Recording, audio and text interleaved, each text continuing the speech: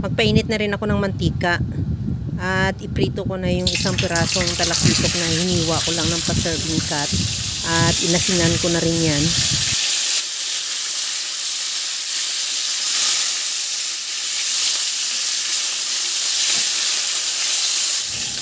Pagkaluto ng kabilang side, balik ta rin at ganun din sa kabilang side, antayin lang din natin maluto at tanggalin na rin sa kawali at ilagay sa bowl at i-set aside muna.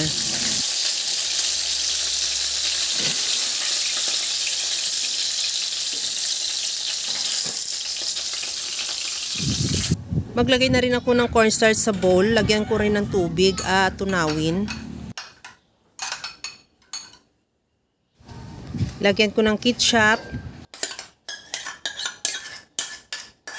Ilagay ko na rin yung suka at asukal.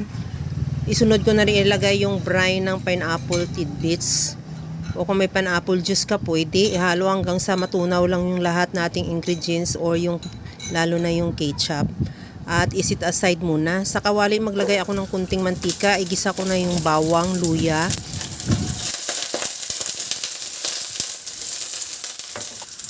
Maglagay na rin ako ng sibuyas, carrots at ihalo lang ng pa-half-cook. Huwag na natin overcook kasi masarap talaga ya pag medyo crunchy pa yung ating gulay.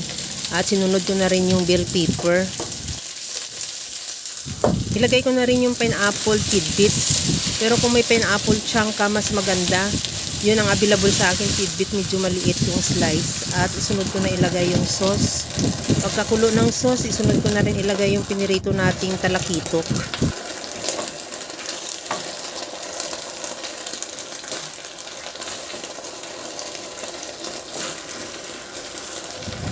Maglagay na rin ako ng liquid seasoning. Kahit anong seasoning available sa'yo, pwede. Pwede yung granules o kaya yung cubes.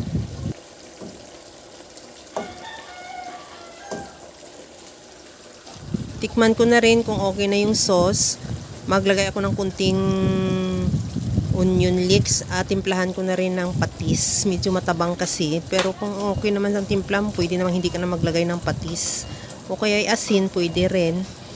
Tikman ko ulit kung okay na siya. Pag okay na, ready to serve na yung ating napakasarap na sweet and sour talakitok. Kaya mga kalasa, kung nagustuhan mo yung ating video, please like na lang at pakishare na rin sa inyong mga friends. At kung bago ka pa lang sa aking channel, subscribe na at i-click mo na rin ang bell button para sa mga notification. Okay na to, luto na. Hanggang sa muli mga kalasa. Thank you for watching. Bye-bye!